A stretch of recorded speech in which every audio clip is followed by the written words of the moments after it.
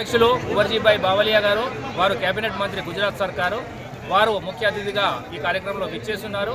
అలాగే విభిన్న రాష్ట్రాల నుంచి, విభిన్న ప్రదేశాల నుంచి ఎంతోమంది ఎంపీలు, ఎమ్మెల్యేలు, పూర్వ సాంసదులు, పూర్వ ఎమ్మెల్యేలు అందరూ కూడా విచ్చేస్తున్నారు. అలాగే మాకు ప్రతి ఒక్క స్టేట్ నుంచి దాదాపు 20-25 రాష్ట్రాల నుంచి వచ్చినటువంటి మా కోలీ సమాజ్ బంధువులందరికీ కూడా స్వాగతం పలుకుతున్నాము.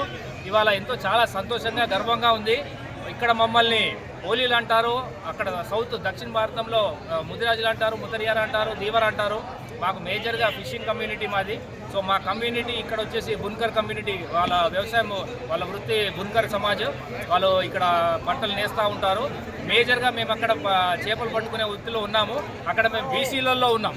బీసీలలో అత్యధిక జనాభా కలిగినటువంటి దక్షిణ భారతదేశంలో తెలంగాణ, ఆంధ్ర, తమిళనాడు, కేరళలో అత్యధిక జనాభా భాష కలిగినటువంటి కోలీ ముదిరాజులు చాలా సంఖ్యలో ఉన్నారు. అక్కడ గవర్నమెంట్ని కూడా శాసించేంత శక్తిలో ఉన్నటువంటి ముదిరాజులు ఇక్కడ కోలీలు ఏకమైతే దేశ భవిష్యత్తుని, దేశ రాజకీయాలను కూడా మార్చే అవకాశాలు కనబడతా ఉన్నాయి.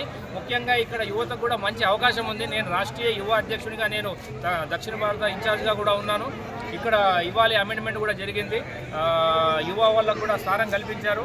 సో దేశాన్ని నడిపించేది నెక్స్ట్ యువకులే కాబట్టి యువకులకు మంచి అవకాశం వచ్చినందుకు మా యొక్క కోలీ సమాజ్ బంధువులందరికీ, ముతరియార్, ముతురాజా, పిడంగు ముతరియార్ మహారాజాకి, ఎరకల ముతురాజాకి, మాందాతాకి, జల్కారీ బాయికి అందరికీ కూడా ప్రత్యేక ధన్యవాదాలు.